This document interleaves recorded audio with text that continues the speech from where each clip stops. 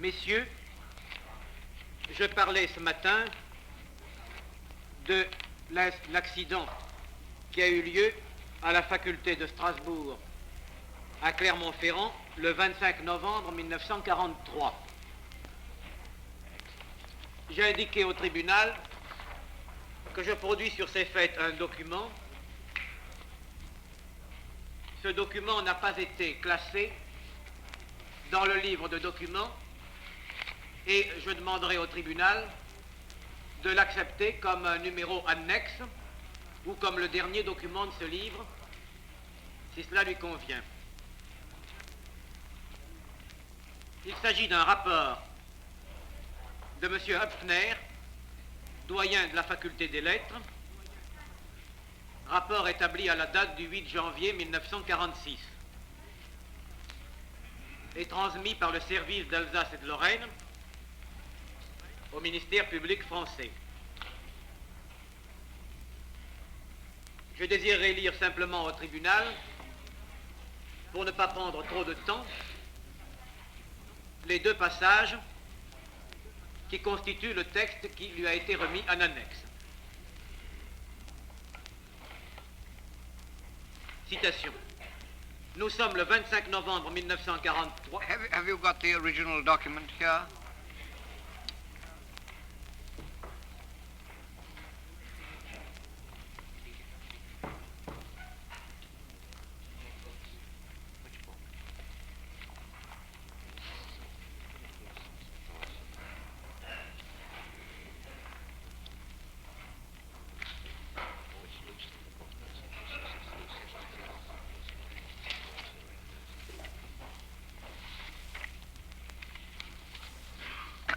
Yes. Nous sommes le 25 novembre 1943, un jeudi. Le cours de 10 heures touche à sa fin. Comme je sors de la salle, un étudiant, posté à une fenêtre du couloir, me fait signe d'approcher et me montre dans la cour intérieure, devant la porte de l'Institut de physique donnant sur la cour, un étudiant posté à une fenêtre du couloir me fait signe d'approcher et me montre dans la cour intérieure, devant la porte de l'Institut de physique donnant sur la cour, un soldat de la Wehrmacht, casqué, botté, la mitraillette au poing, montant la garde. Entre guillemets, tâchons de nous défiler. Fermez les guillemets. Trop tard. Au même instant, des clameurs sauvages s'élèvent de toutes parts. Les corridors, les escaliers se remplissent du bruit des lourdes bottes, du cliquetis des armes, des vociférations féroces, d'une galopade effrénée. Un soldat passe en trombe dans le couloir. Entre guillemets, tout le monde dans la cour. Dites-le aux autres. Fermez les guillemets, inutile de le dire. On a compris. Deuxième passage. Un des nôtres, Paul Colomb, aurait été froidement assassiné d'un coup de feu en pleine poitrine. Un témoin oculaire confirme le fait. Il n'est hélas que trop vrai. Sommé de sortir du secrétariat où il se trouvait, Colomb obéissait sans doute trop lentement au gré du policier, car celui-ci lui applique un violent coup dans le dos. Instinctivement, notre collègue se retourne et l'autre alors lui décharge son arme en pleine poitrine. La mort fut rapide, mais le corps traîna là-bas seul jusqu'au soir. Une autre rumeur nous parvient, on ne sait pas comment. un collègue de la théologie protestante, M. Eppel, aurait été abattu, lui aussi, dans sa propre maison, où on était allé le chercher. Il reçut en effet, comme on le sut plus tard, plusieurs balles dans le ventre, mais il se rétablit par miracle et résista même aux horreurs du camp de Buchenwald. Fin de la citation. Comme je l'indiquais ce matin au tribunal, je tiens à dire que l'accusation n'a pas la preuve que de tels crimes soient dus à un ordre gouvernemental allemand. Mais je crois qu'il était cependant intéressant de faire connaître au tribunal ce dernier épisode des entreprises allemandes contre l'université de Strasbourg. Car cet épisode constitue la suite et en quelque sorte le couronnement des précédents.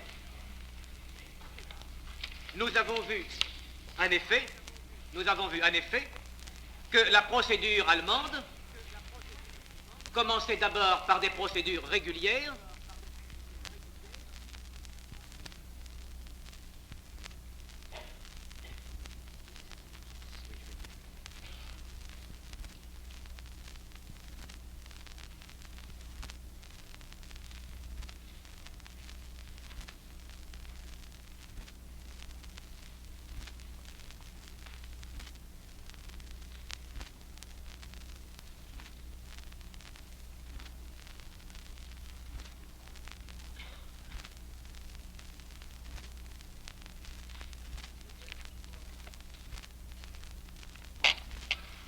Continue. et qu'après ces procédures régulières, elle aboutissait au recours à la police et aux brutalités et forfaits qui accompagnaient ce recours. Je désirerais que ce document que je viens de lire porte le numéro 712 bis.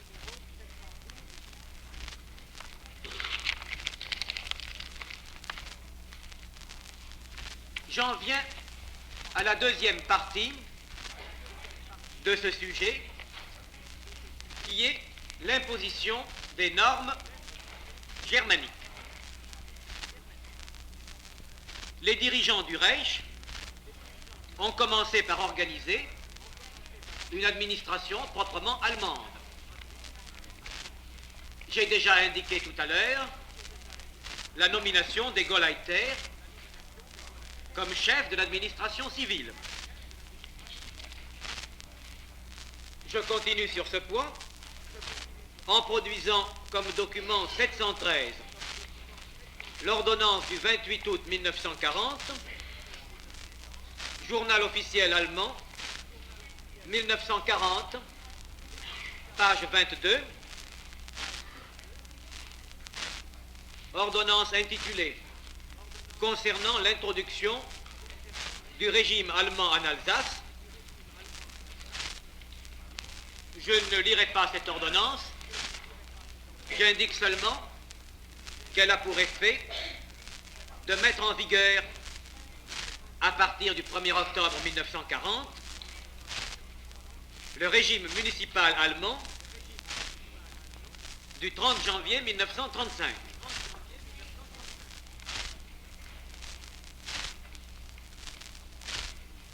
Il résultait de l'ensemble de ces textes et de l'ensemble de cette organisation que les territoires annexés se trouvaient réorganisés sur la base des conceptions administratives allemandes. À la tête de chaque arrondissement se trouve non plus le sous-préfet français, mais le Landkommissar, qui a sous ses ordres les différents services des finances, du travail, de l'inspection scolaire, du commerce, du service de santé. Les grandes villes, les chefs-lieux d'arrondissement et même de canton furent dotés d'un stade-commissar au lieu et place des maires et des conseillers élus qui furent éliminés. Les services judiciaires étaient rattachés à la cour d'appel de Karlsruhe. Les services économiques, en particulier les chambres de commerce, furent assurés par les représentants des chambres de commerce de Karlsruhe pour l'Alsace et de Saarbrück pour la Moselle.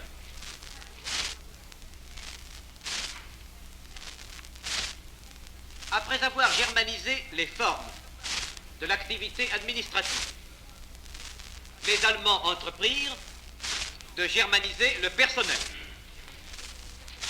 Ils nommèrent de nombreux fonctionnaires allemands à des postes d'autorité. Ils tentèrent d'autre part, à plusieurs reprises, de faire signer aux fonctionnaires restés en fonction des déclarations de loyalisme allemand. Ces tentatives se heurtaient d'ailleurs au refus des fonctionnaires, aussi furent-elles renouvelées plusieurs fois sous des formes différentes.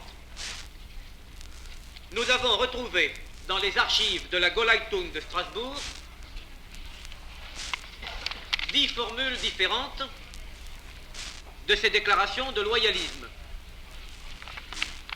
J'en produis une au tribunal à titre comme document numéro 714. Citation. Formule de la nouvelle déclaration que les fonctionnaires sont obligés de souscrire s'ils désirent conserver leur emploi. Date, nom et prénom, grade, domicile, service. Je suis occupé depuis le 1940 jusqu'à ce jour dans un service public de l'administration allemande en Alsace. Pendant cette période, l'occasion m'a été donnée, par mes propres constatations, ainsi que par le parti et les autorités, verbalement et par écrit, d'apprendre à connaître les obligations du fonctionnaire allemand et les exigences qui lui sont demandées au point de vue politique et opinion générale. J'approuve sans réserve ces obligations et ces exigences et suis décidé d'en faire mes lois de vie personnelles et professionnelles. Je donne mon adhésion au peuple allemand et à l'idéal national-socialiste de Adolf Hitler. Fin de la citation. En même temps que l'administration proprement dite, les nazis installés en Alsace, l'administration parallèle du Parti national-socialiste, ainsi que l'Arbeitsfront, organisation unique du travail.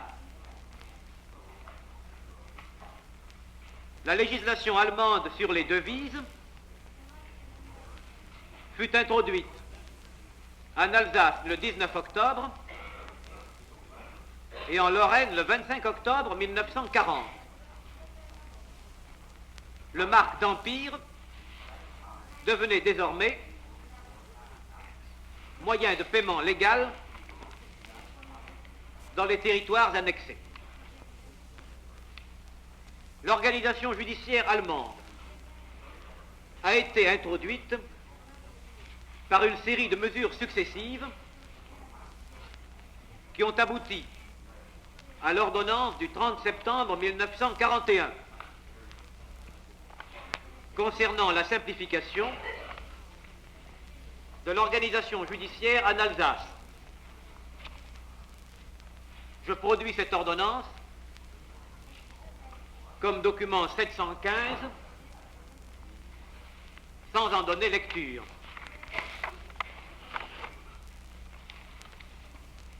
En ce qui concerne l'enseignement, les autorités allemandes ont pris une série de règlements et d'ordonnances qui ont pour objet d'assurer l'intégration du système d'enseignement alsacien dans le système général de l'enseignement allemand.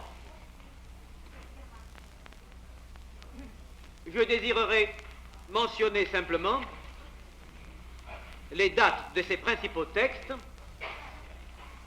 que nous produisons comme documents et qui sont des documents d'ordre public, puisque tous publiés dans le journal officiel allemand en Alsace. Voici les principaux textes. Document 717. Règlement du 2 octobre 1940. Document 718. Ordonnance du 24 mars 1941 sur l'enseignement primaire en Alsace.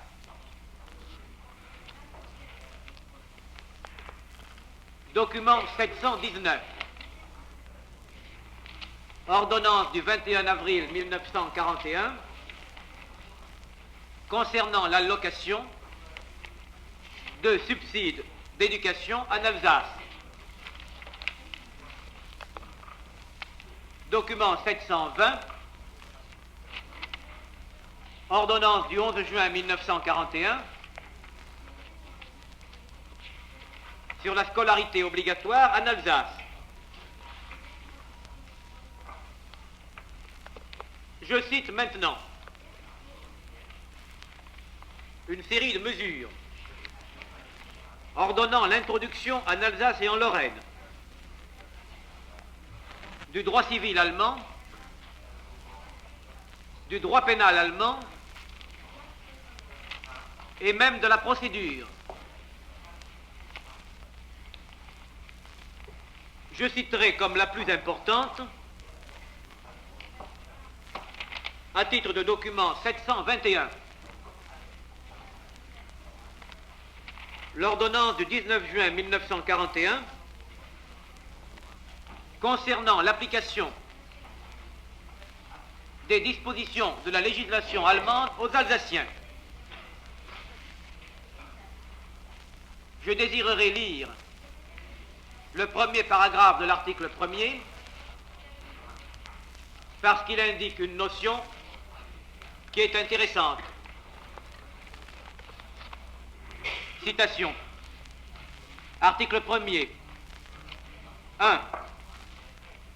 L'état des personnes qui ont acquis la nationalité française en vertu de l'annexe aux articles 51 à 79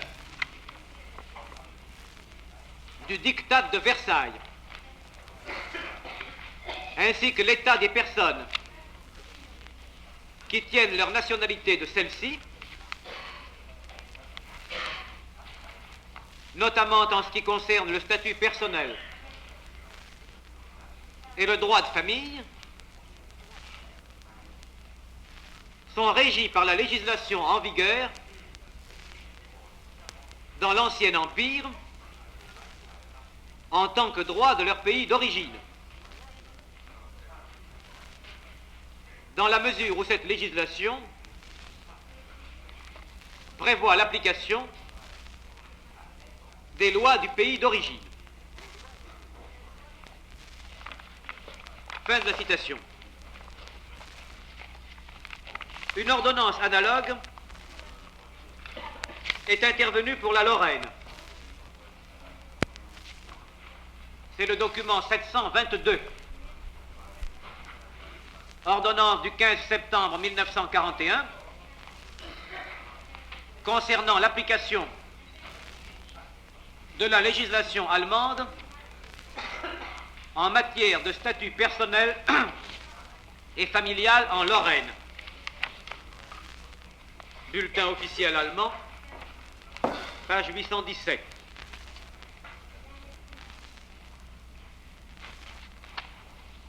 Je désirerais maintenant citer, en indiquant les titres et les références,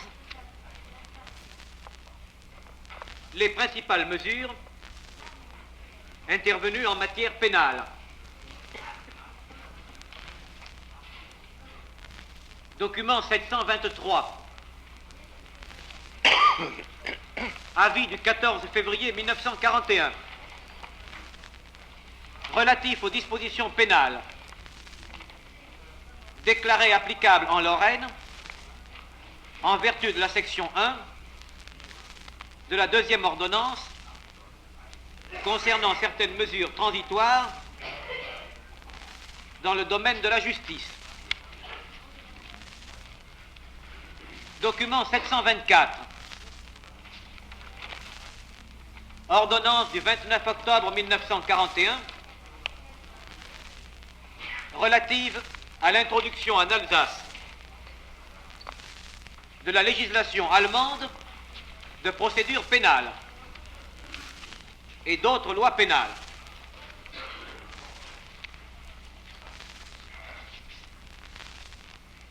Document 725. Ordonnance du 30 janvier 1942 relative à l'introduction en Alsace du code pénal allemand et d'autres lois pénales. Je désire ne pas lire ce texte qui est long, mais je voudrais attirer l'attention du tribunal sur deux particularités qui démontrent que les Allemands ont introduit en Alsace les dispositions les plus extraordinaires de leur droit pénal conçues du point de vue du régime national-socialiste. Le tribunal verra ainsi, dans ce document 725, à la page 1, sur le numéro 6 de l'énumération, que l'on introduisait en Alsace la loi du 20 décembre 1934 réprimant les attaques perfides dirigées contre l'État et le parti et protégeant les uniformes du parti.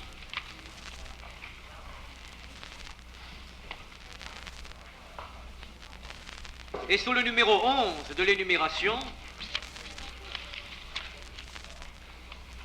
l'ordonnance du 25 novembre 1939, complétant les dispositions pénales tendant à la protection de la puissance militaire du peuple allemand.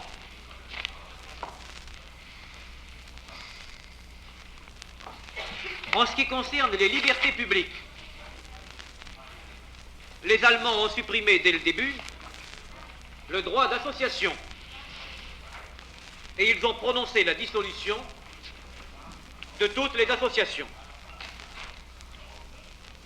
Ils entendaient laisser la place nette pour le système nazi qui comporte l'association unique et obligatoire.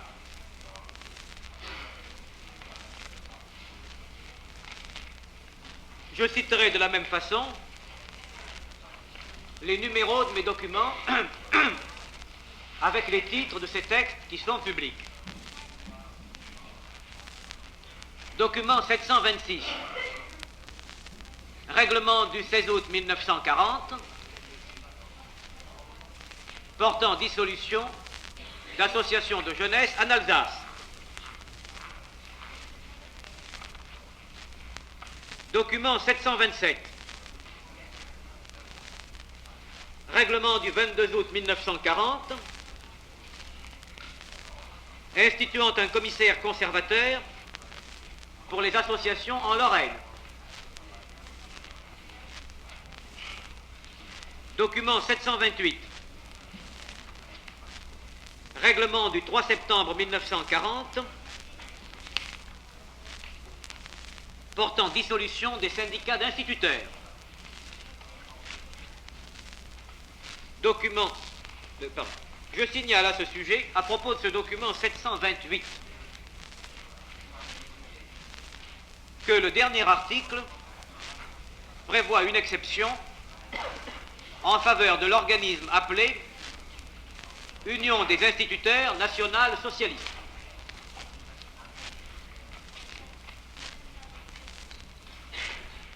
Document 729.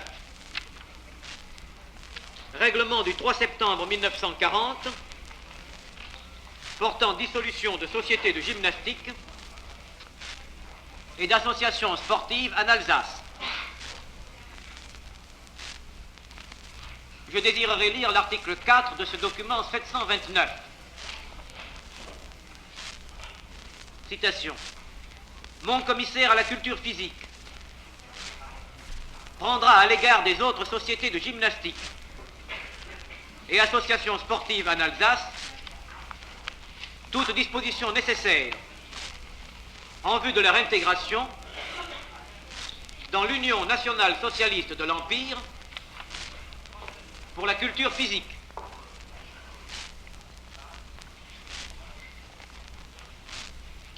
Dans le processus de l'organisation du germanisme, nous rencontrons maintenant deux textes qui sont bien caractéristiques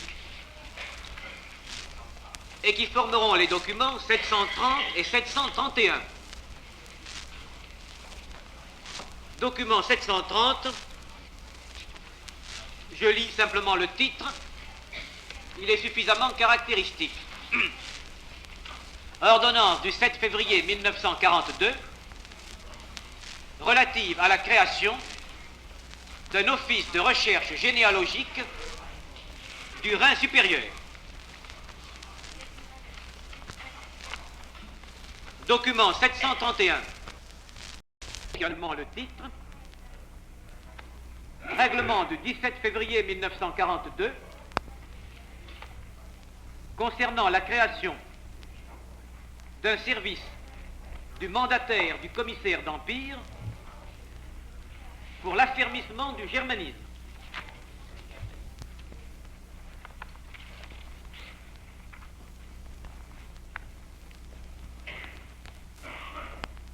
J'ai indiqué tout à l'heure au tribunal que le parti avait été installé en Alsace et en Lorraine parallèlement à l'administration allemande.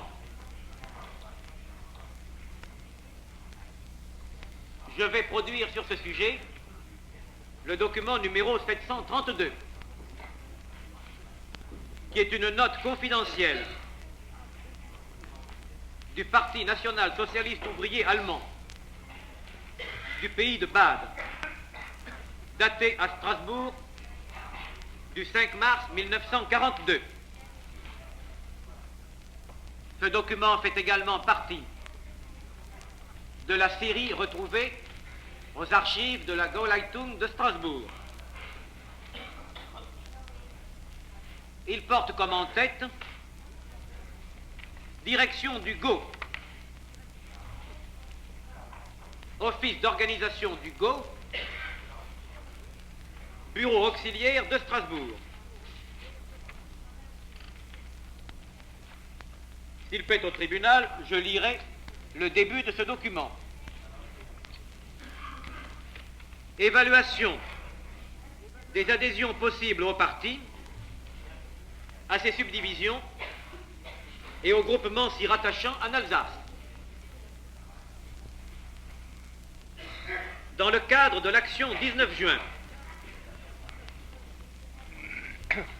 organisé pour le recrutement des membres du parti. Les Kreisleiter, en collaboration avec les Ortsgruppenleiter, doivent établir quels sont les Alsaciens âgés de plus de 18 ans, même si leur adhésion n'a pas encore été obtenue dans le cadre de l'action, qui doivent,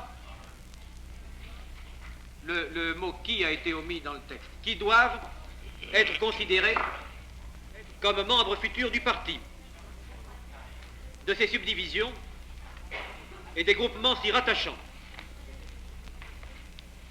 Quels sont en outre les hommes de 17 à 48 ans qui peuvent être employés activement dans le parti ou ses subdivisions.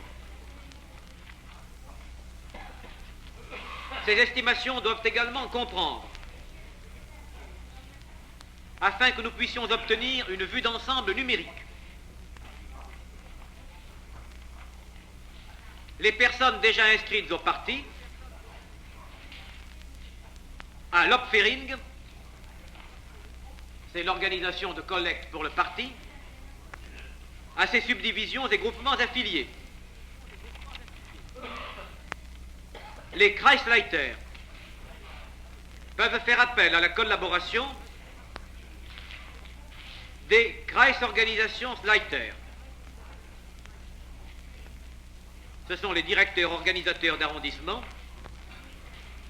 et des Kreispersonalamtsleiter, directeurs des bureaux de renseignement personnel d'arrondissement. L'action 19 juin, organisée en vue de recruter des membres, ne doit pas de ce fait passer au deuxième plan, mais doit être menée par tous les moyens, dans le sens indiqué par le directeur du GO, et se terminer à la date prévue. Les résultats de l'enquête sur la population devront figurer sur 5 listes, à savoir liste 1A, liste 1B, liste 2A, liste 2B, liste de contrôle. Fin de la citation. Je vais sauter les paragraphes suivants qui sont un peu longs et purement administratifs, et je reprends la citation à la page 2 du document, au paragraphe 9.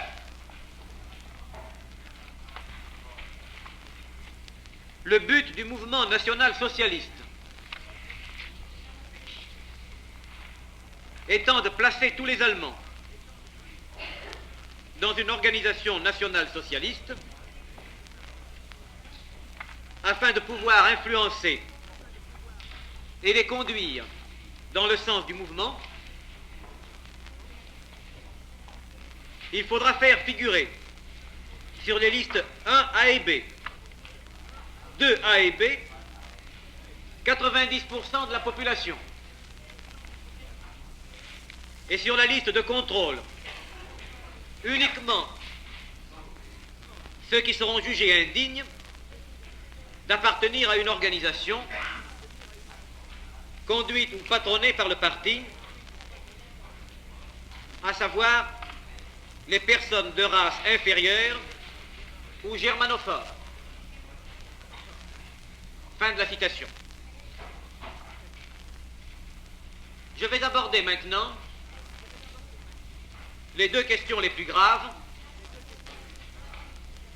et qui sont liées directement entre elles, questions qui concernent d'une part la nationalité et d'autre part le recrutement militaire.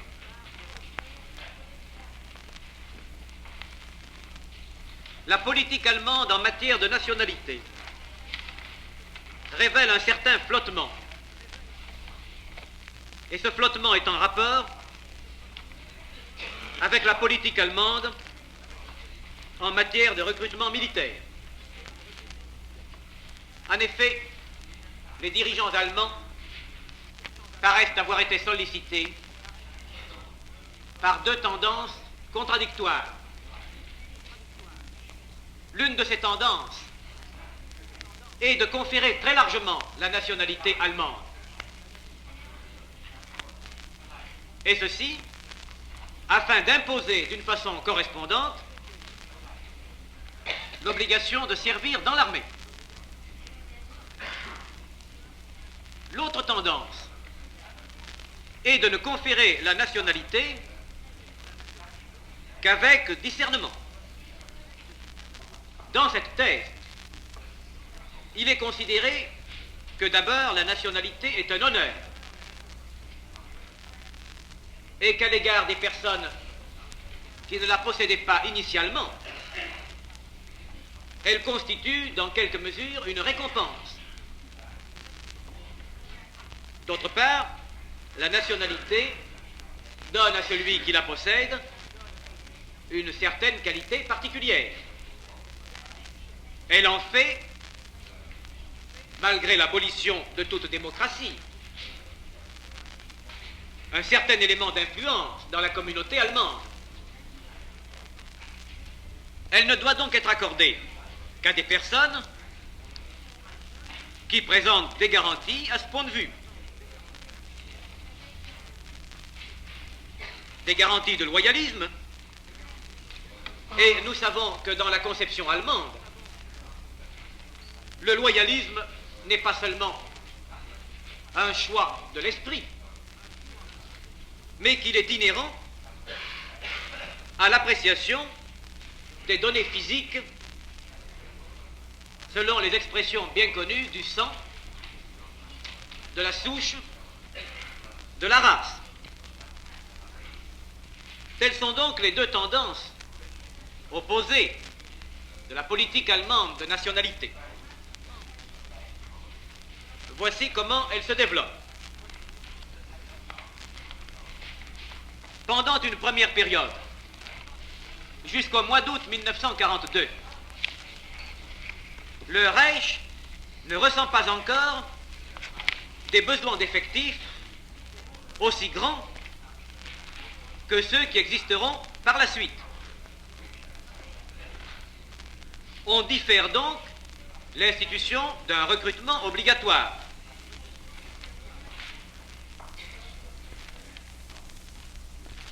Et parallèlement, on différera une imposition générale de la nationalité.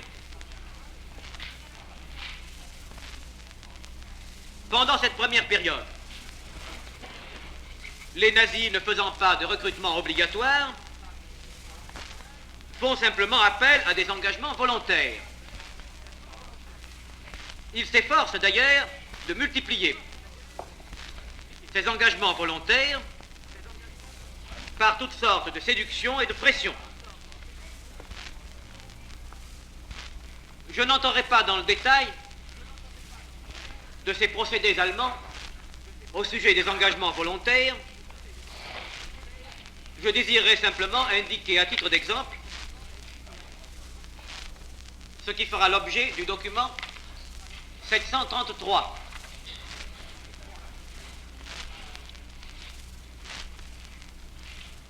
C'est un appel qui a été affiché en Alsace le 15 janvier 1942. Il constitue l'annexe, une des annexes du rapport gouvernemental qui a été déposé sous le numéro UK 72 précédemment. Dans ce document numéro 733, je lirai simplement la première phrase du deuxième paragraphe. Citation. Alsaciens. Depuis le début des combats dans l'Est, des centaines d'Alsaciens ont librement décidé de marcher comme volontaires côte à côte avec les hommes des autres régions allemandes, au front contre l'ennemi de la civilisation et de la culture européenne. Fin de la citation. Pour quiconque connaît la propagande allemande et sa technique d'exagération, le terme de centaine qui est employé dans ce document est tout à fait révélateur de l'échec qu'avaient essuyé les recruteurs nazis. Centaine doit certainement se traduire par dizaines. Et il faut reconnaître que c'était là un faible aliment pour la Wehrmacht. Pendant la période dont je parle, les nazis pratiquent, en ce qui concerne la nationalité, une politique analogue à celle qu'ils pratiquent pour le recrutement militaire, c'est-à-dire une politique de nationalisation sélective. Ils font appel en quelque sorte au volontariat de la nationalité. Il y a lieu de citer à cet égard une ordonnance du 20 janvier 1942, qui est une ordonnance générale du Reich, et non pas un texte spécial aux territoires annexés. Cette ordonnance a pour effet, au terme de son article 1er, d'élargir les possibilités de la naturalisation par rapport aux conditions, jusque-là très formalistes, du droit de l'Empire. Elle dispose d'autre part, dans un article 3, le livre de documents, car c'est une ordonnance de l'Empire allemand, donc un document absolument public.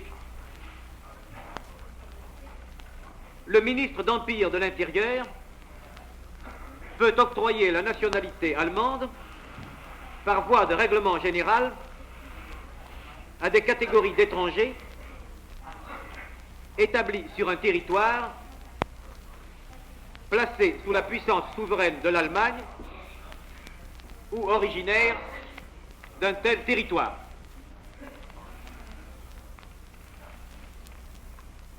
Toujours au sujet de cette première période, il y a lieu cependant de souligner que les Alsaciens et les Lorrains, qui ne devenaient pas titulaires de la nationalité allemande, n'ont pas conservé pour autant leur nationalité française.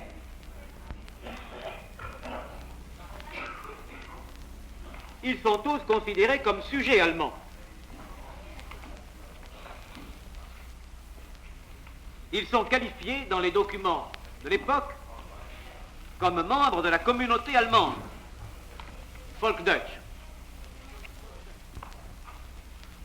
Ceci entraîne notamment comme conséquence qu'ils sont soumis au service du travail allemand.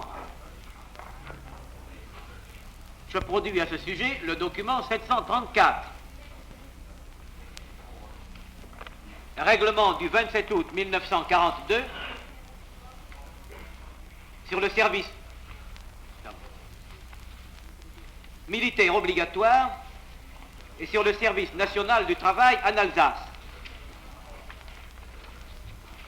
Je reviendrai tout à l'heure sur ce document pour le service militaire, mais je désirerais citer tout de suite sur cette notion générale les textes relatifs au service dans la jeunesse hitlérienne, dont l'un est antérieur. Ordonnance du 2 janvier 1942 pour l'Alsace et ordonnance du 4 août 1942 pour la Lorraine. La politique allemande de la nationalité et du recrutement militaire parvient à son tournant au mois d'août 1942. À ce moment, sous la pression des difficultés militaires et des nécessités d'un recrutement intensif, les Allemands instituent le service militaire obligatoire en Lorraine par une ordonnance du 19 août 1942 et en Alsace par une ordonnance du 25 août 1942. Ces deux ordonnances relatives à l'institution du service militaire obligatoire constituent les documents 735, ordonnance pour la Lorraine, et 736, ordonnance pour l'Alsace.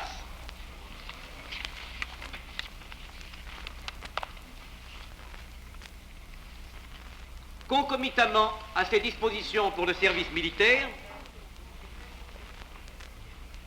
les Allemands ont promulgué une ordonnance du 23 août 1942 sur la nationalité allemande en Alsace, en Lorraine et au Luxembourg. Ce texte fait l'objet d'une circulaire du ministre d'Empire de l'Intérieur qui constitue le document numéro 737.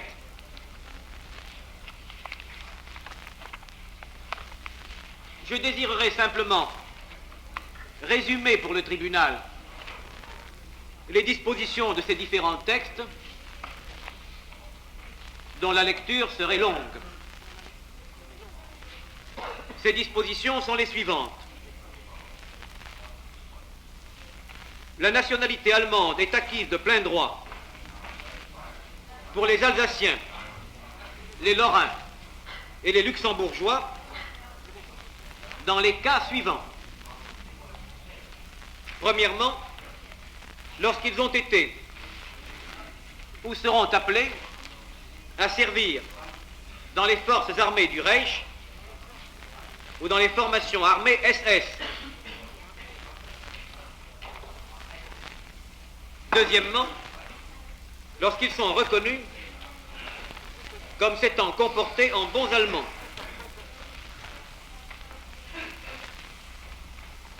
En ce qui concerne l'expression de souche allemande,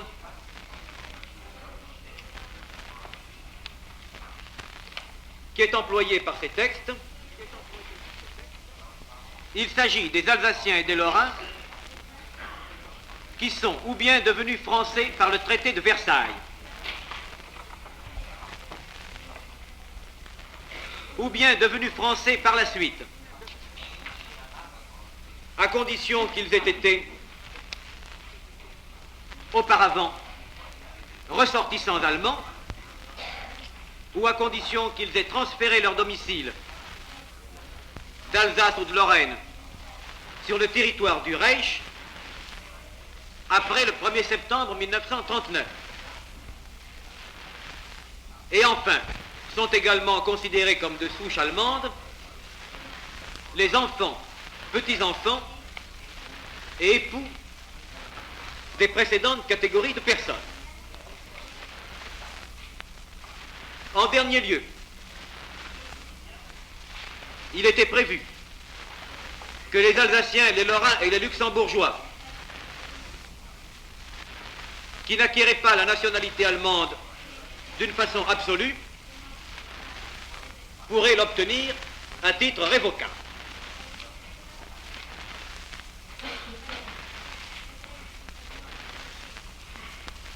Je désirerais mentionner, pour finir sur cette question de la nationalité, qu'une ordonnance du 2 février 1943 a précisé quelles étaient les lois allemandes sur la nationalité applicables en Alsace et qu'une ordonnance du 2 novembre 1943 a également donné la nationalité allemande aux personnes qui avaient été dans des camps de concentration pendant le temps de la guerre.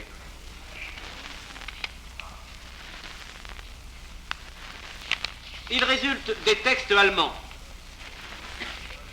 que, d'une part, la nationalité allemande a été imposée à un grand nombre de personnes,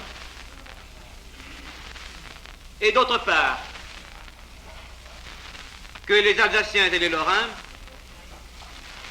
qui sont des Français, ont été astreints à l'obligation exorbitante et véritablement criminelle du service militaire dans l'armée allemande contre leur pays. Ces obligations militaires ont été étendues sans cesse par l'appel de classes successives allant jusqu'à la classe 1908.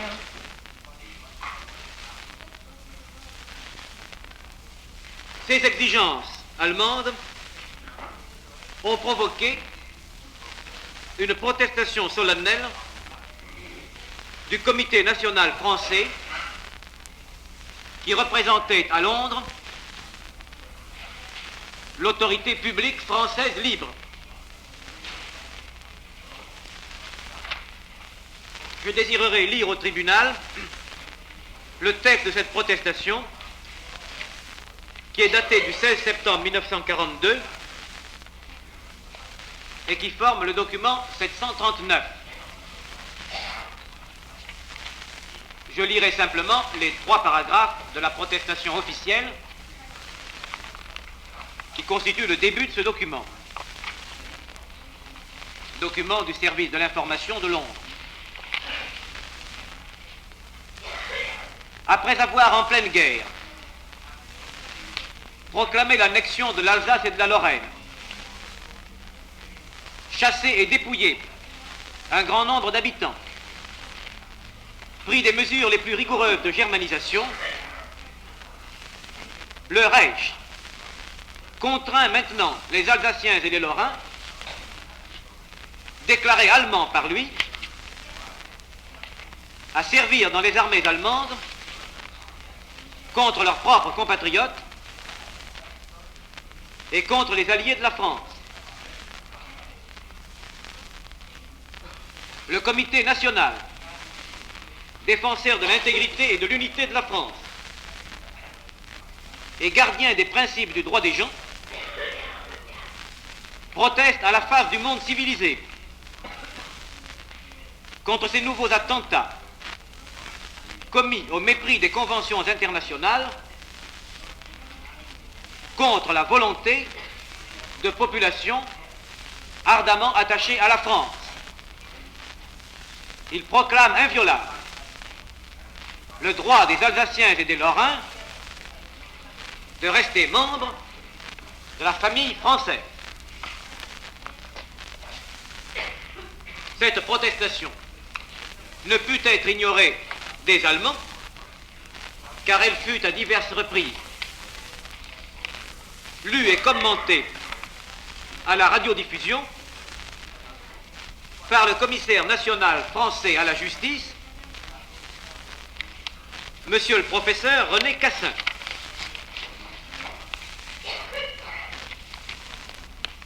En regard de cette protestation solennelle de la France, je me permettrai de citer les justifications, si l'on peut employer ce terme, qui ont été fournies dans un discours du Gauleiter Wagner, prononcé à Colmar le 20 juin 1943. Cette citation est extraite du Mulhouser Tageblatt du 21 juin 1943. Étant donné son importance, je ne la traite pas seulement comme citation, et je la produis comme document numéro 740. Le journal lui-même est déposé au greffe du tribunal. Je lis les explications de Gauleiter Wagner telles qu'elles sont reproduites dans ce journal sous le titre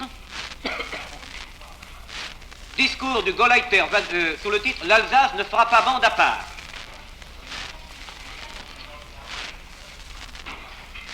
L'événement décisif pour l'Alsace en 1942 a donc été l'introduction du service militaire obligatoire. Il ne saurait être dans mes intentions de légitimer du point de vue juridique une mesure qui atteint si profondément la vie de l'Alsace. Il n'y a aucune raison de le faire. Toute décision qui touche ici le Reich grand allemand est motivée et inattaquable quant à la forme juridique et de fait. Fin de la citation. Naturellement, les Alsaciens et les Lorrains refusaient de se plier aux prescriptions criminelles des autorités allemandes. Et ils entreprirent de s'y soustraire par tous les moyens, de les contraindre par des mesures impitoyables. Les frontières étaient sévèrement gardées et les gardes avaient ordre de tirer sur les nombreux réfractaires, qui essayaient de les franchir.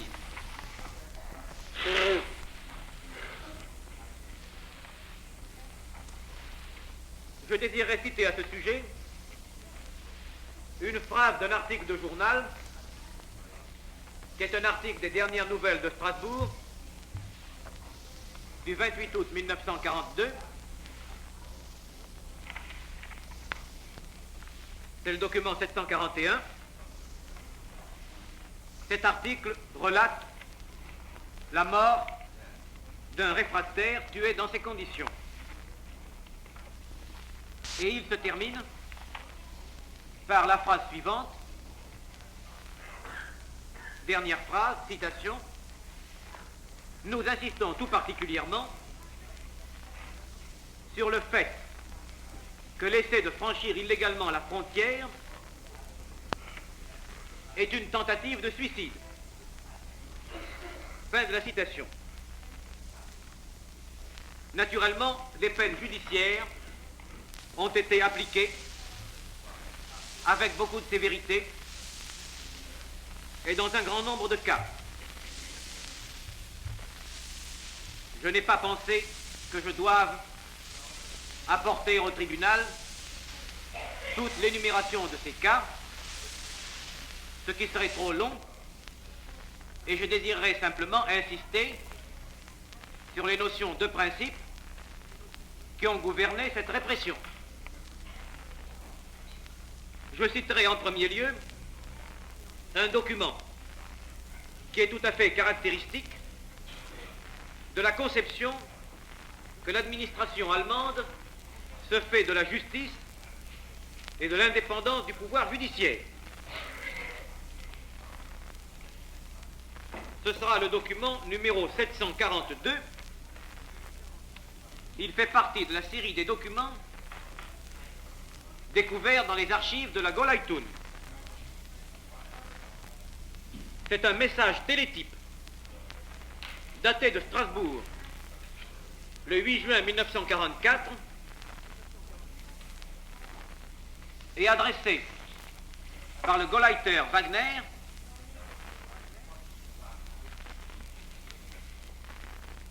au chef de la cour d'appel de Karlsruhe.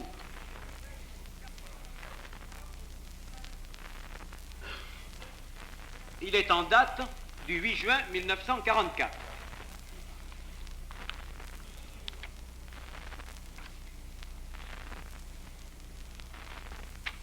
Je lirai le paragraphe 2 de ce document qui est à la page numéro 1 du même document. Il est particulièrement nécessaire en Alsace que les peines prononcées contre les réfractaires au service militaire produisent un effet d'intimidation. Mais l'effet d'intimidation ne peut être obtenu dans la peur du danger personnel qui fait agir les réfractaires que par la peine de mort. D'autant plus qu'un Alsacien émigrant dans l'intention de se soustraire au service militaire compte en général sur une victoire prochaine des puissances ennemies et compte, en cas de condamnation à une peine de privation de liberté, sur une fin de peine imminente. Par conséquent, pour tous les essais d'émigration illégale, après le 6 juin 1944, en vue de se soustraire au service militaire, il faut, en dehors de toute autre pratique judiciaire, dans l'Altreich, en principe appliquer la peine de mort, seule prévue. Fin de la citation.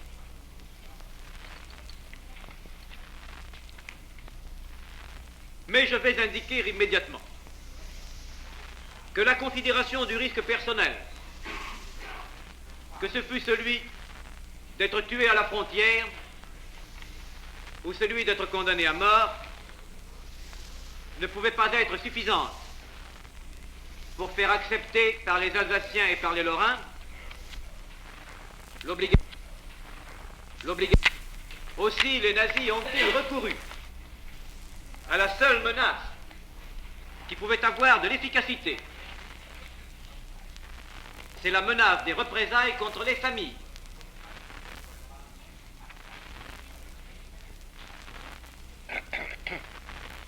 Dès le 4 septembre 1942, on pouvait lire dans les dernières nouvelles de Strasbourg un avis intitulé « Sévères sanctions pour ceux qui négligent de se présenter au Conseil de révision ». Un extrait de cet avis constitue le document 743. J'en donne lecture. Dans les cas ci-dessus, il a été démontré que les parents n'ont pas fait preuve d'autorité dans ce sens. Ils ont prouvé par là qu'ils n'ont pas encore compris les exigences du temps actuel, qui ne peuvent tolérer en Alsace que des personnes sûres.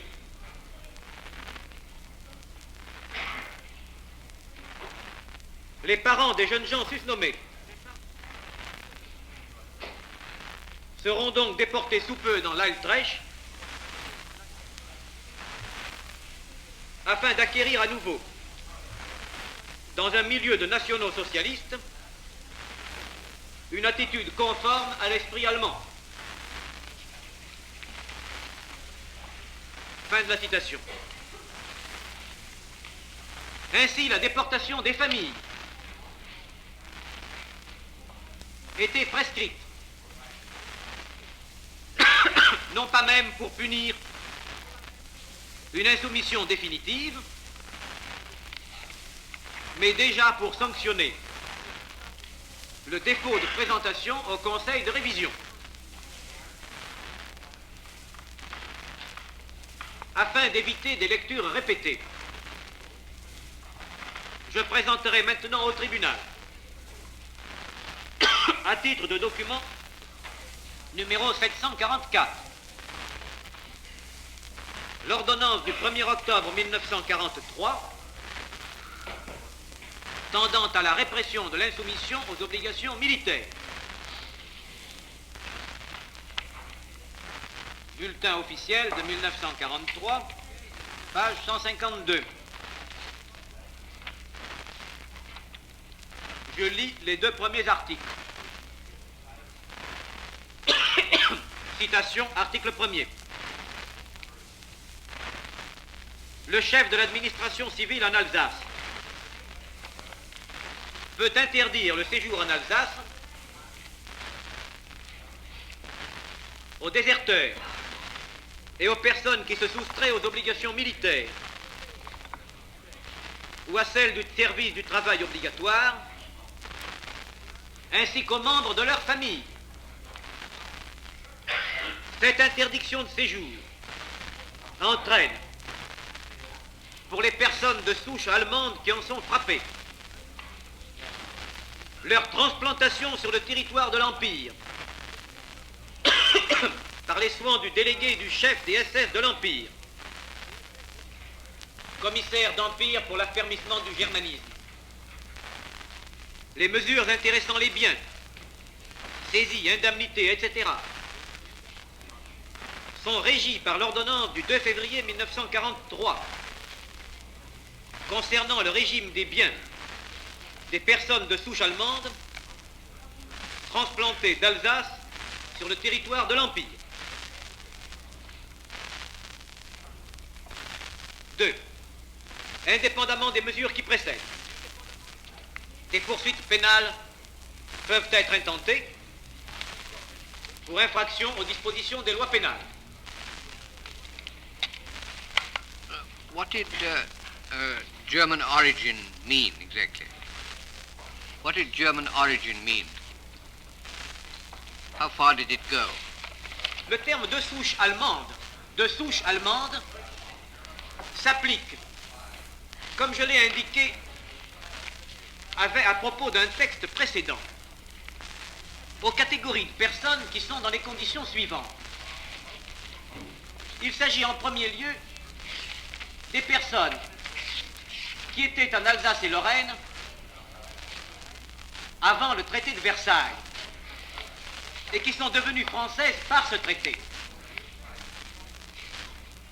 Ces personnes qui avaient la nationalité allemande avant 1919 sont considérées de souche allemande, ainsi que leurs enfants, petits-enfants et époux.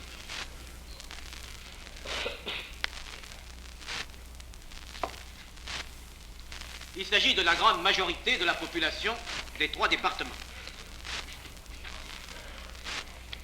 Je continue la lecture du paragraphe 2 de l'article 1er du document 744.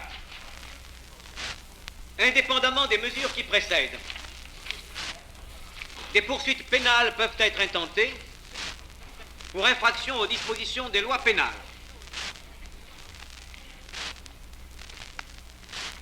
Les membres de la famille, au sens de l'article 52, alinéa 2 du Code pénal d'Empire, qui apporteront la preuve de leurs efforts sérieux tendant à empêcher ou dissuader le fugitif de commettre son acte ou à éviter la nécessité de la fuite, ne sont pas punissables. Fin de la citation. Seules ces mesures abominables, obligation de la dénonciation,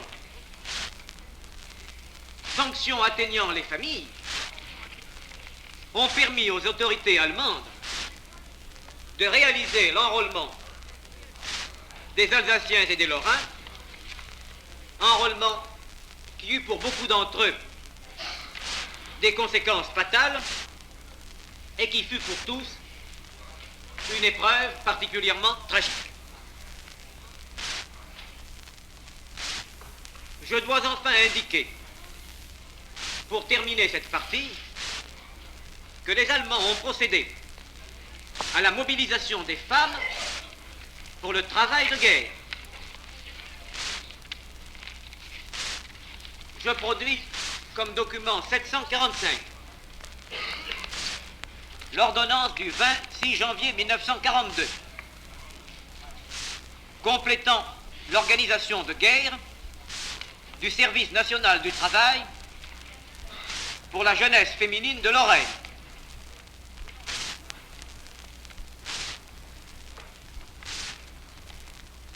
Nous rencontrons ensuite, et ce sera le document 746, une ordonnance du 2 février 1943 concernant la déclaration des hommes et des femmes en vue de l'accomplissement de tâches intéressant la défense nationale. Bulletin officiel allemand, 1943, page 26.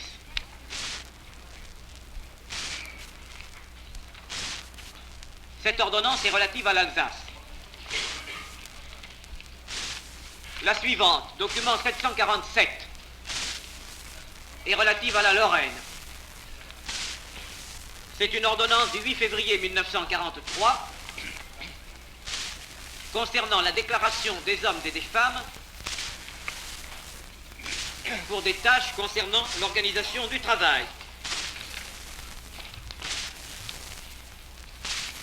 Le tribunal remarque que l'ordonnance concernant tâches intéressant la défense nationale,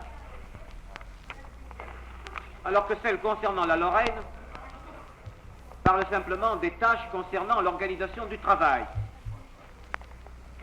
Mais en fait, il s'agit bien de la même chose. En effet, l'article 1er de cette deuxième ordonnance, le document 747, se réfère à l'ordonnance du délégué général pour l'organisation du travail relative à la déclaration des hommes et des femmes pour des tâches intéressant la défense nationale, etc. Il s'agit donc bien de faire travailler non seulement les hommes, mais même les femmes, pour un travail utile à l'effort de guerre allemand. Je lirai sur ce point au tribunal un extrait d'un article de journal qui commente cette législation et qui commente les mesures que le Gauleiter Wagner se propose de prendre à ce sujet. Ceci fera le document numéro 748. Extrait du journal Dernières Nouvelles de Strasbourg du 23 février 1943.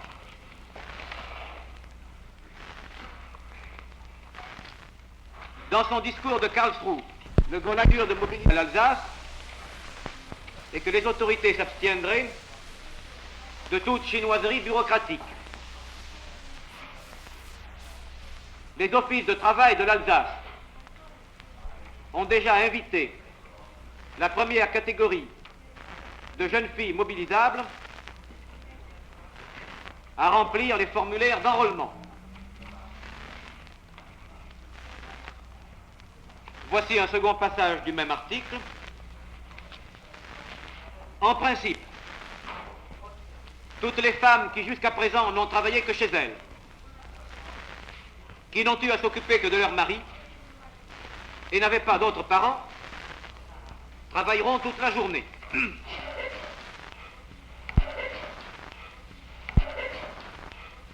Bien des époux qui jusqu'alors n'ont jamais offert d'aider leurs femmes dans le ménage vont être obligés de mettre la main à la pâte. Ils s'occuperont du ménage et feront les commissions. Avec un peu de bonne volonté, tout s'arrangera. Les femmes qui ont reçu une éducation professionnelle seront affectées, si possible, à des travaux relevant de leur profession, à condition qu'ils soient importants pour la guerre. Cette prescription s'applique aussi à toutes les professions féminines qui impliquent des soins donnés à d'autres personnes. Fin de la citation. Ici encore, une présentation comique ou lourdement tournée ne doit pas nous empêcher d'apercevoir le caractère odieux de ces mesures qui obligeaient les femmes françaises à travailler pour l'effort de guerre allemand. We'll adjourn now for 10 minutes.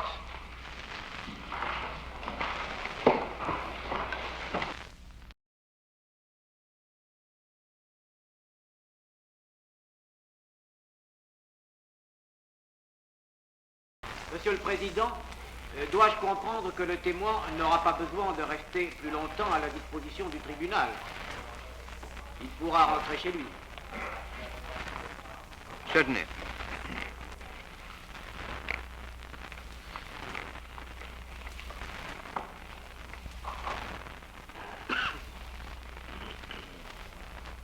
J'avais arrêté mon exposé à la fin de la deuxième partie, c'est-à-dire que j'ai donc examiné déjà, en premier lieu, l'élimination de la formation française et en second lieu, l'imposition des règles allemandes. J'en viens maintenant à la troisième partie, qui est relative aux mesures de transplantation et de colonisation en Alsace et en Lorraine.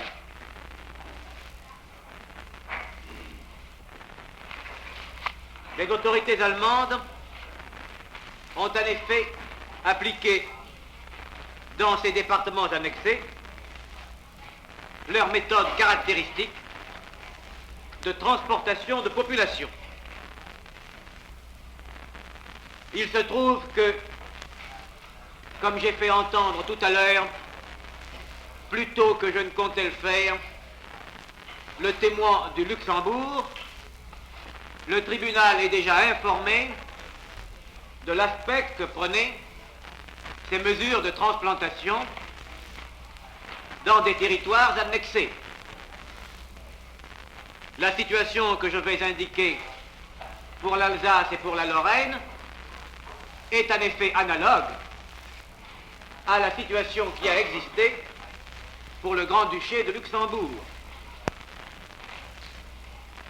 L'application de ces méthodes par les Allemands avait pour objet principal de leur permettre la colonisation en installant dans le pays des sujets allemands qui s'emparaient des terres et des biens des habitants expulsés.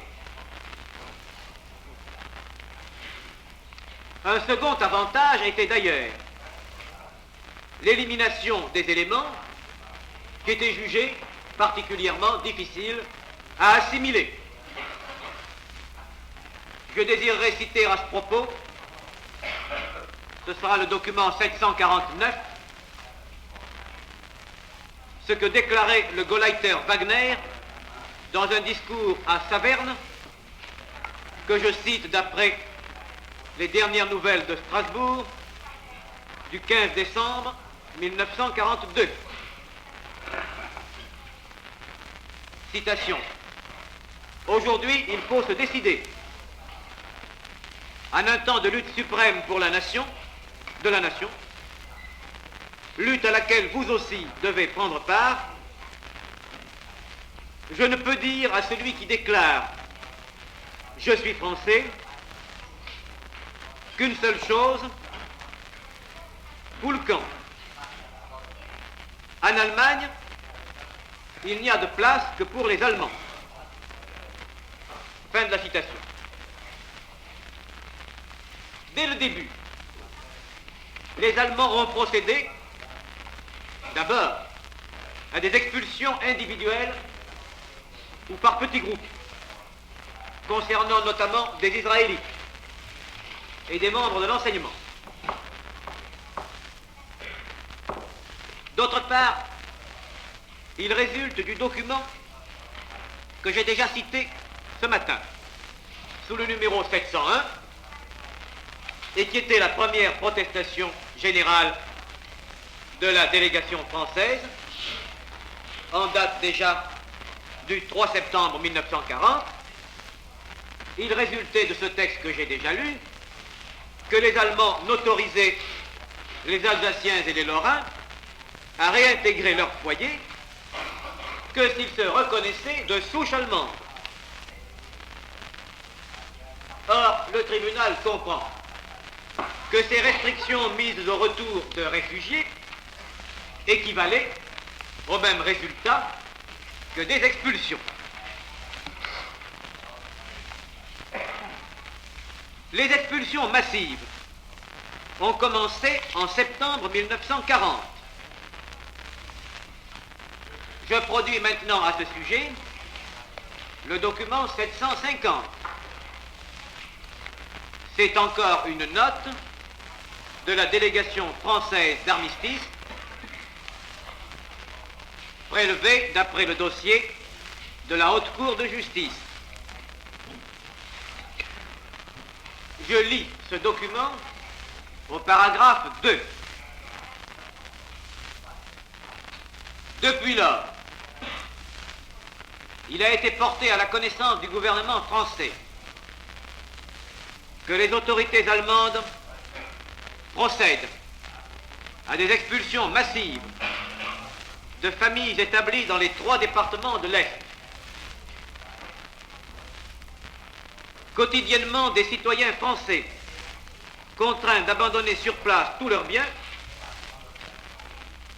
sont refoulés sur la partie de la France non occupée par groupe de 800 à 1000 personnes.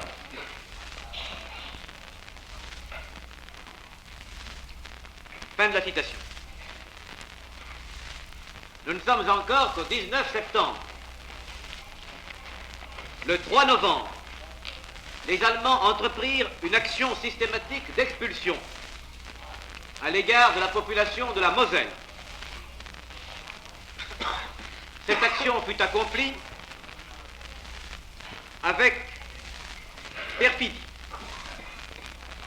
Les Allemands, en effet, firent d'abord connaître aux Lorrains de certaines localités qu'ils leur donnaient le choix entre un départ vers l'Allemagne orientale et un départ vers la France. Ils ne leur laissaient que quelques heures pour se décider. D'autre part, ils cherchaient à accréditer l'idée que cette option était imposée aux Lorrains à la suite d'un accord avec les autorités françaises. Au point de vue matériel, la transplantation fut effectuée dans des conditions très pénibles.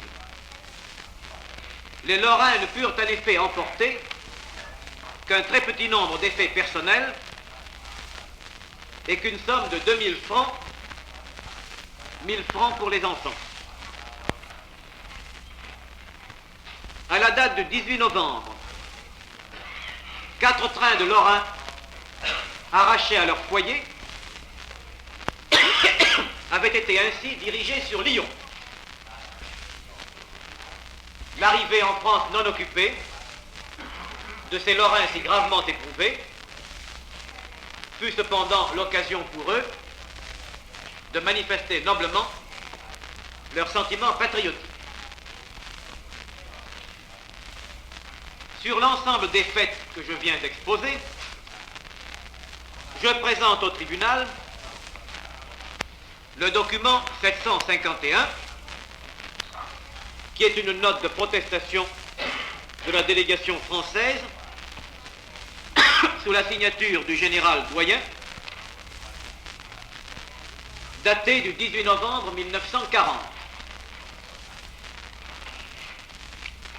Je lirai des extraits de ce document 751 à partir du 3e paragraphe de la page 1.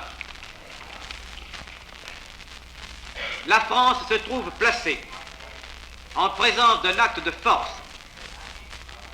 qui est en contradiction formelle, aussi bien avec la convention d'armistice qu'avec les assurances récemment exprimé d'un désir de collaboration entre les deux pays. Bien au contraire, dans son article 16, que la Commission allemande a d'ailleurs fréquemment invoqué en ce qui concerne spécialement les départements de l'Est, la Convention d'armistice stipule la réinstallation des réfugiés dans les régions où ils étaient domiciliés. La création de nouveaux réfugiés constitue donc une violation de cette convention. La France se trouve en présence d'un acte injuste qui frappe des populations paisibles auxquelles le Reich n'a rien à reprocher et qui, installées depuis des siècles sur ces territoires, en ont fait une région particulièrement prospère. La décision inattendue des autorités allemandes est également un acte inhumain. En plein hiver, à l'improviste, des familles doivent quitter leur foyer en n'emportant qu'un strict minimum d'objets personnels et une quantité d'argent absolument insuffisante pour pouvoir vivre, ne fût-ce que quelques semaines. Des milliers de Français sont ainsi brusquement plongés dans la misère sans que leur pays déjà s'y éprouvé. Surpris par la soudaineté et l'ampleur de la mesure prise à son insu, soit en état de leur assurer du jour au lendemain une vie convenable. Cet exode et les conditions dans lesquelles il se produit, provoquant la plus pénible et la plus douloureuse impression, provoque la plus pénible et la plus douloureuse impression sur toute la nation française. Celle-ci est particulièrement émue dans les indications qui ont été données aux Lorrains et d'après lesquelles le gouvernement français serait l'origine de leur malheur.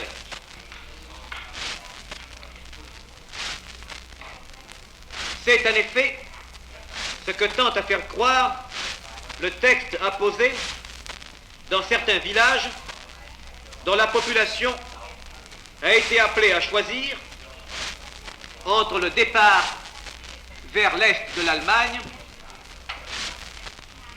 Le mot département a été employé, c'est une erreur de copie, c'est le départ vers l'est de l'Allemagne ou le départ vers la France non occupée.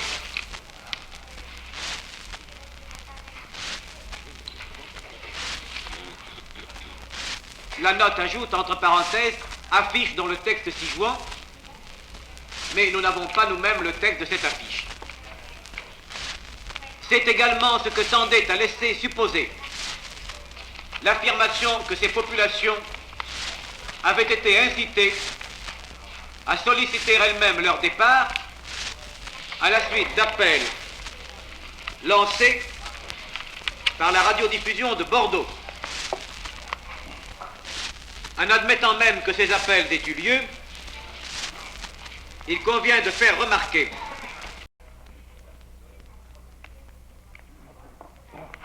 la bonne foi de ces Lorrains a été trompée, comme en ont témoigné leur réaction à leur arrivée en zone libre. Fin de la citation. Malgré ces protestations, les expulsions continuèrent.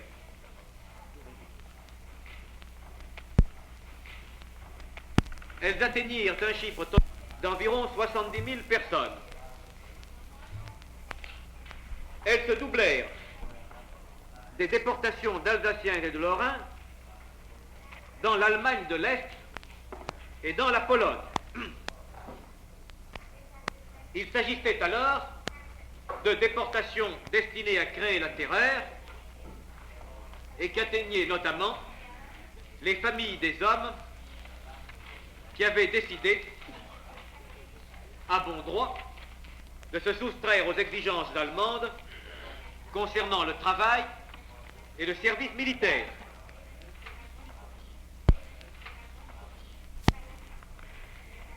l'ensemble de cette question une protestation française du 3 septembre 1942. C'est le numéro 752. Comme je désire ne pas lire au tribunal à diverses reprises des textes traitant de même sujet, je présente ce document uniquement pour établir son existence, c'est-à-dire cette protestation, et je crois pouvoir m'abstenir de lire son contenu. Je me référerai enfin, pour ne faire d'ailleurs qu'une très courte citation, à un document qui appartient à la documentation du ministère public américain.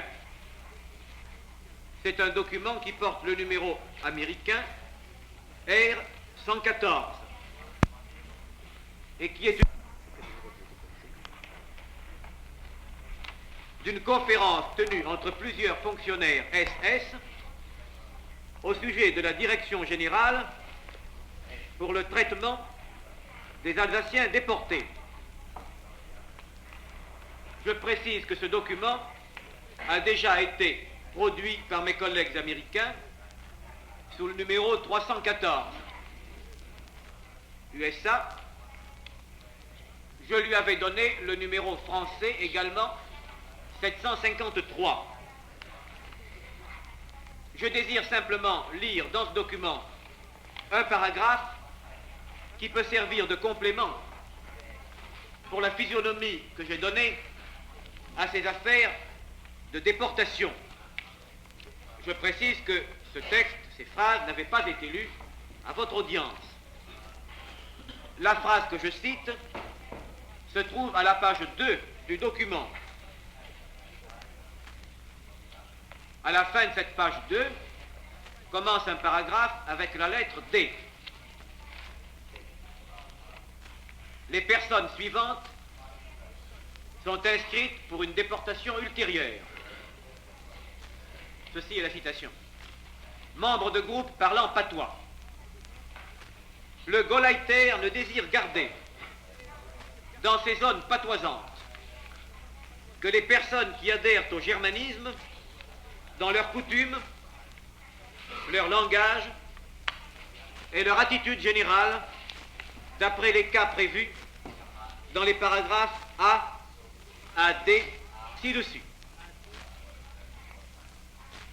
Il faut noter que l'on considérera d'abord le problème de la race, et ceci de telle façon que les personnes ayant une valeur raciale seront déportées en Allemagne même,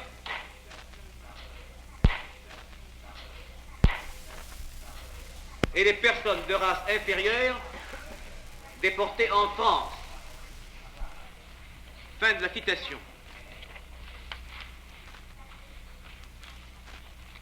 Voici enfin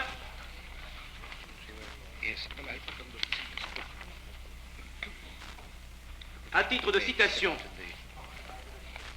je désirerais lire au tribunal quelques phrases d'un article de journal des dernières nouvelles de Strasbourg du 31 août 1942.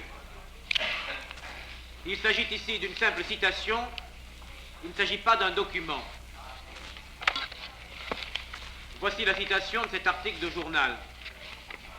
Le 28 août, les familles nommées ci-après des arrondissements de Mulhouse et de Guebwiller ont été déportées dans le Reich pour retrouver une attitude allemande bien affermie dans un entourage d'unité nationale socialiste. Il s'agit dans plusieurs cas de personnes qui ne dissimulaient pas leur attitude hostile en ce qu'elle provoquait des agitations d'opposition, parlaient le français publiquement d'une façon provocante, ne se soumettaient pas aux ordonnances sur l'éducation de la jeunesse, ou dans d'autres circonstances, ont manqué de loyauté.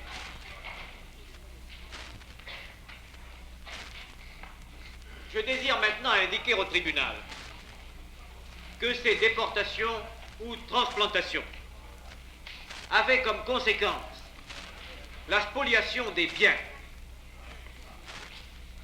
Et ceci n'est pas seulement un fait, c'est le droit pour les Allemands. Il y a en effet une ordonnance du 28 janvier 1943, publiée au bulletin officiel de 1943, page 40, sous le titre « Ordonnance concernant la sauvegarde des biens en Lorraine à la suite de mesures de transplantation ». Voici cette ordonnance que je dépose comme document numéro 754.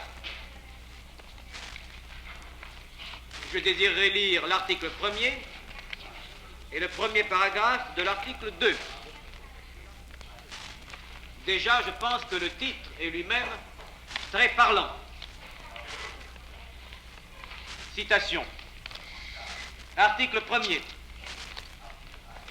La sauvegarde des biens des personnes transplantées de Lorraine dans l'Empire grand allemand ou dans un territoire placé sous la puissance souveraine de l'Allemagne est confiée au service des transferts de Lorraine auprès du chef de l'administration.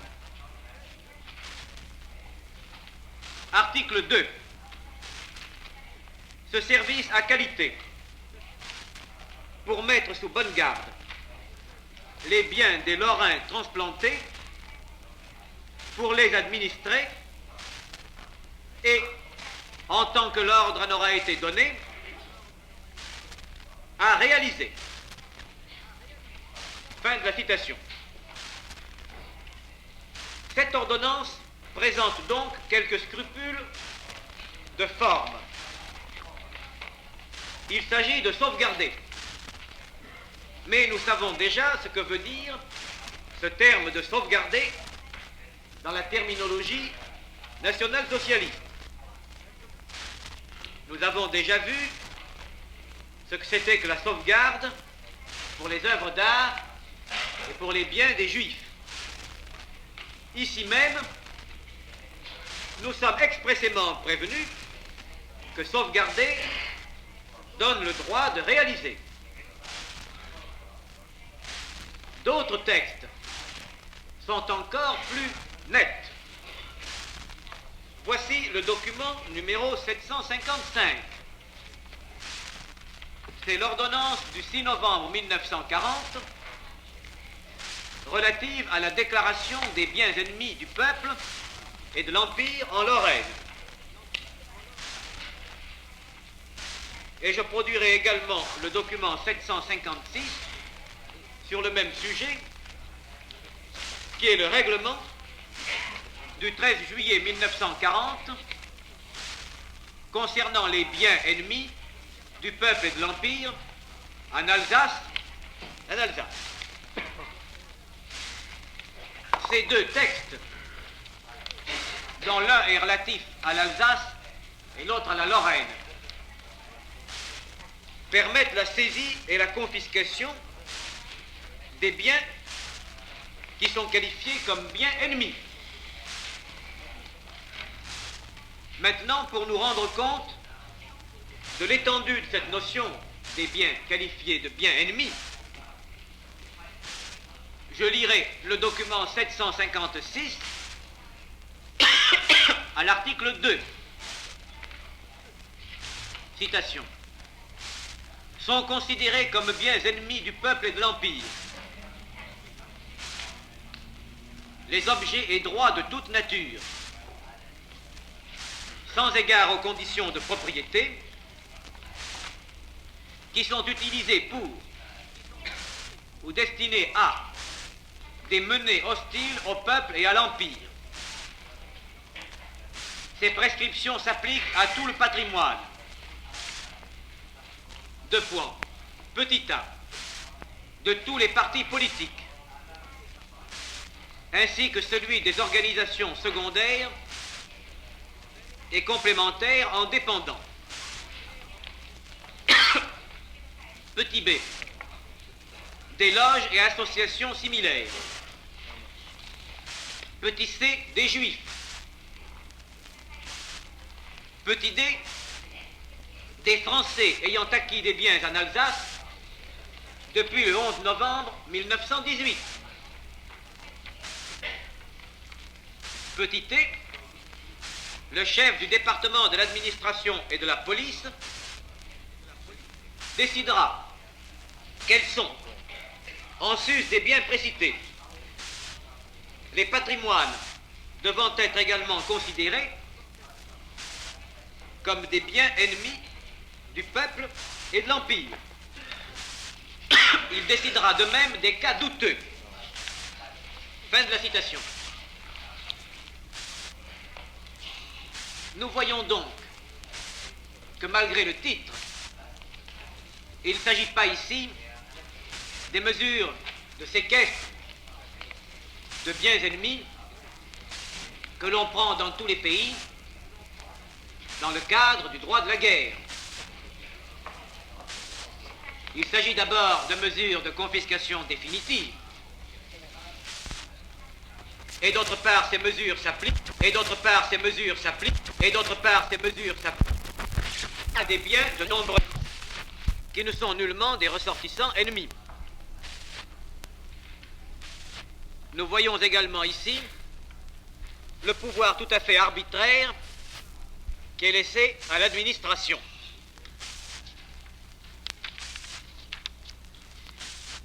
Ces textes sont complétés par une réglementation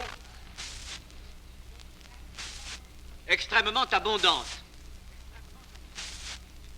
Bien que les spoliations aient eu une importance exceptionnelle en Alsace et en Lorraine, je n'en parlerai pas ici d'une façon plus détaillée, car l'accusation a déjà traité l'ensemble des questions des spoliations. Je me limiterai donc à mentionner deux institutions qui sont particulières à l'Alsace et à la Lorraine. La colonisation agricole,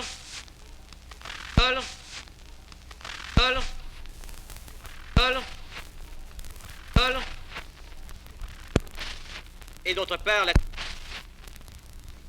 en premier lieu, agricole est un terme qui n'est pas inventé par l'accusation, c'est l'expression même des Allemands, et je produis à ce sujet le document numéro 757, qui est l'ordonnance du 7 décembre 1940 relative au nouveau régime de colonisation en Lorraine. Je vais lire le début de ce document 757. Les propriétés foncières devenues vacantes en Lorraine par suite de déportation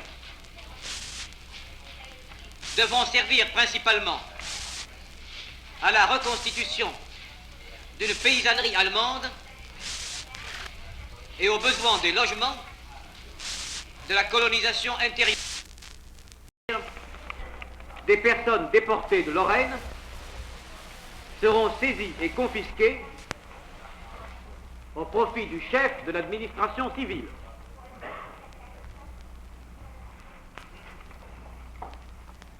Je ne cite pas le deuxième paragraphe de l'article 1er,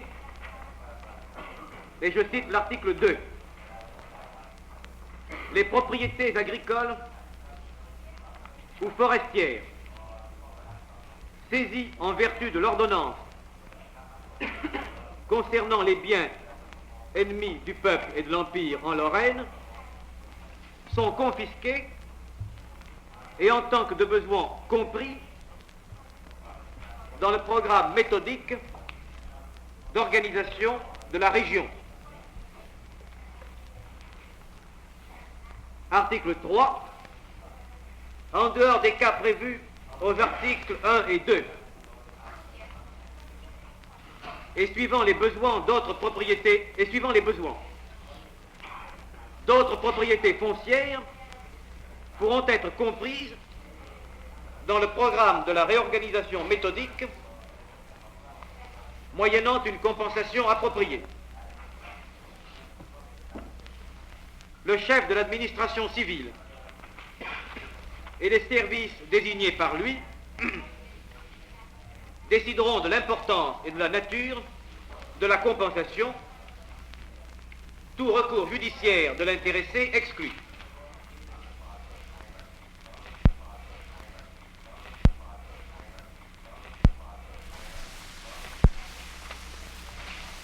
Ce que je crois frappant, le processus de la méthode des autorités allemandes. Une première ordonnance, celle que j'ai citée tout à l'heure, ne parlait que de sauvegarde des biens des déportés et transplantés. Une deuxième ordonnance parle des confiscations, mais se réfère encore à la notion des ennemis du peuple et de l'Empire. La troisième ordonnance est plus complète puisqu'elle comprend des mesures de confiscation tout à fait formelles et non plus qualifiées de sauvegarde à l'égard des propriétés qui sont devenues vacantes par suite des déportations. Je précise, pour être complet, cette colonisation agricole dont je viens de parler a pris une importance particulière en Lorraine. C'est par contre en Alsace que nous trouvons le plus grand nombre de cas de mesures qui comportent une véritable colonisation industrielle. Ces mesures ont consisté à dépouiller les entreprises françaises industrielles au profit de firmes allemandes. Il existe sur ce sujet des protestations de la délégation française d'armistice. Je produis comme document 3 de ces protestations. Ce sont les documents 758, 759 et 760, qui sont des notes en date du 27 avril 1941, du 9 mai 1941 et du 8 avril 1943. Je pense qu'il est préférable que je ne lise pas ces documents au tribunal et que je lui demande simplement de les retenir en preuve quant à l'existence de ces protestations, car je craindrais que cette lecture soit une répétition pour le tribunal, auquel on a déjà parlé précédemment, des spoliations économiques. Je mentionnerai en dernier lieu que les Allemands ont poussé l'audace jusqu'à prétendre et à exiger que l'on saisisse en France, non annexée, et que l'on fasse transporter en Alsace des éléments d'actifs appartenant aux sociétés françaises qui étaient ainsi dépouillées et véritablement colonisées. Je parle des éléments d'actifs de ces sociétés qui se trouvaient dans l'autre partie de la France sous le contrôle des mandataires réguliers de ces sociétés. Je crois qu'il est intéressant de considérer, à titre d'un seul exemple de ces procédés, un document qui est très court et que je produis sous le numéro 761. Ce document figure dans les archives des services français de la commission d'armistice, auquel il avait été adressé par le directeur d'une société que ce document concerne. C'est un document qui est rédigé en partie en allemand et en partie sur le même document en traduction française et qui est signé par le commissaire allemand d'une entreprise française qui s'appelle la Société alsacienne et lorraine d'électricité. En Allemagne, en Alsace, cette entreprise avait été placée d'une façon tout à fait illicite sous l'administration de ce commissaire, et ce commissaire, comme le document va le faire apparaître, était venu à Paris pour s'emparer du reste du patrimoine de la société. Il a rédigé ce document, qu'il a signé, et qu'il a fait également signer par le directeur général français.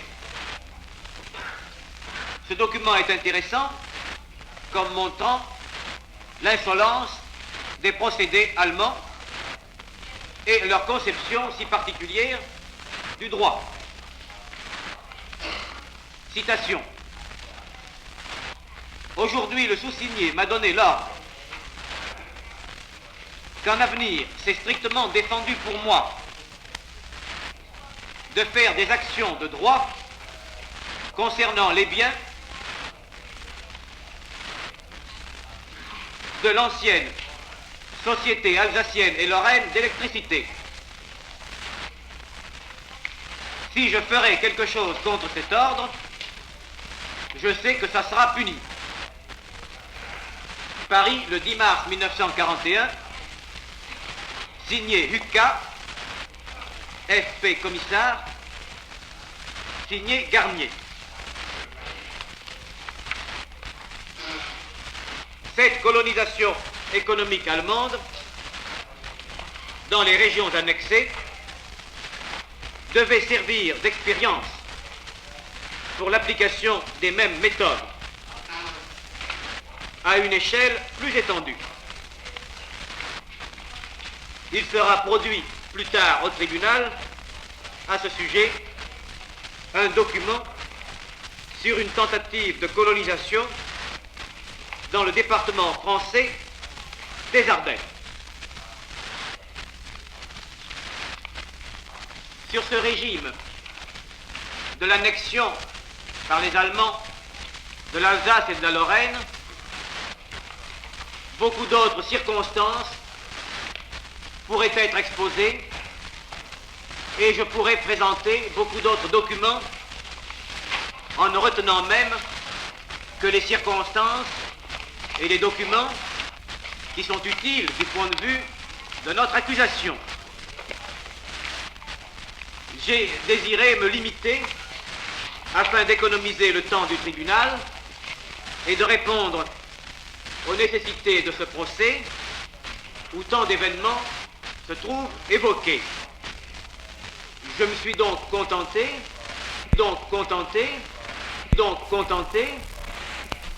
de donner des documents et des indications particulièrement caractéristiques. Mais je crois que cette documentation pourra suffire pour que le tribunal apprécie, d'une part, la criminalité des entreprises allemandes que j'ai signalées.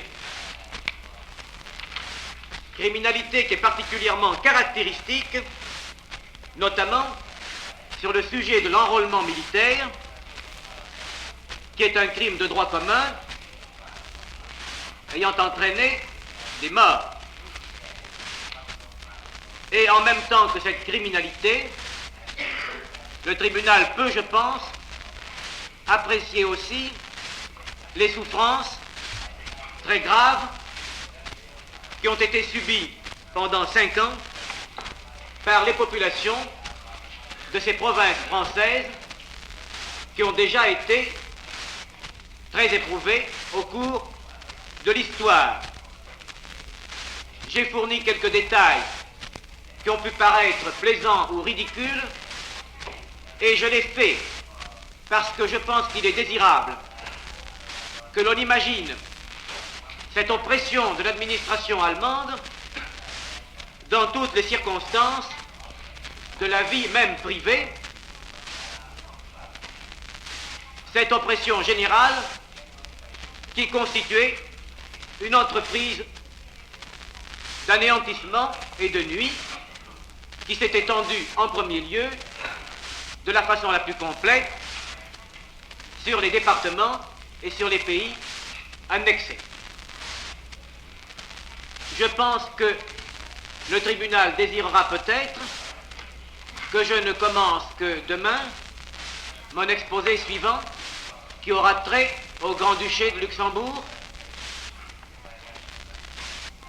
Je désirerai d'autre part demander au tribunal sa convenance pour une question de témoignage. Je désirerais faire entendre un témoin et je n'ai fait remettre que tout à l'heure au tribunal une lettre relative à cette demande. Je prie qu'on m'excuse de ne pas l'avoir fait plus tôt, car il y avait une incertitude sur ce point. S'il convenait au tribunal, j'aurais aimé que ce témoin pût être entendu à l'audience de demain matin, samedi, et j'indique que ce témoin serait M. Kos Borin, de nationalité hollandaise, et j'indique ici, pour que la défense soit également informée dès ce soir, que les questions que je désirerais poser auraient trait à certains points concernant la germanisation dans les Pays-Bas.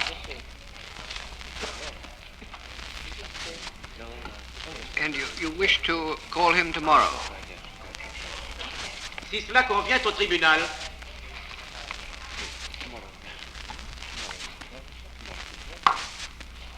Yes, certainly. Call him tomorrow. s'il plaît au tribunal, cette déposition pourrait avoir lieu après la suspension, à l'audience de demain. Certainly.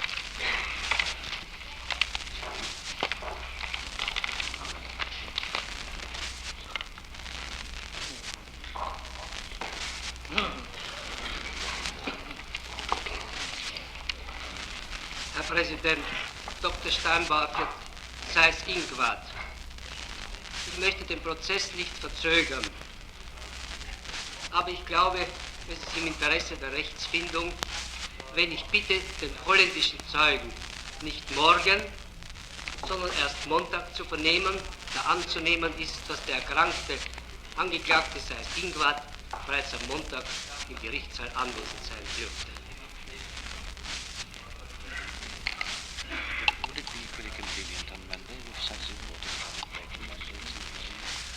Monsieur Faure, would it be equally convenient to you to call him on Monday? Monsieur le Président, je ne voudrais pas contrarier la défense. De notre côté, il se trouve que ce témoin Could you come nearer to the microphone?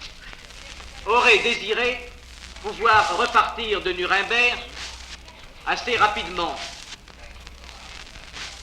Peut-être pourrais-je suggérer qu'il soit entendu demain et qu'après son audition, l'avocat de l'accusé Seyß-Inquart fasse connaître s'il désire le contre-interroger. Et dans ce cas, l'audience de lundi.